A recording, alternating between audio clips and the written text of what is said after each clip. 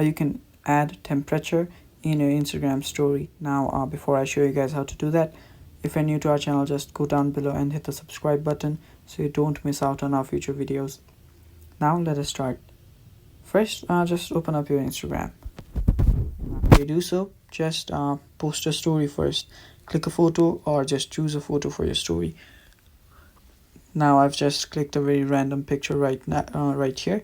Now to add a temperature in your Instagram story, just go to this icon right here, and after you do that, you will see several options right there, like locations, mentions, photos. You can even add music, cutouts, AI stickers, and whatnot. Now what you need to do is just search for temperature on the search bar. Now after you search for it, you will see several options right here. Now the one you need to choose is this one right here. Now there are several other options too.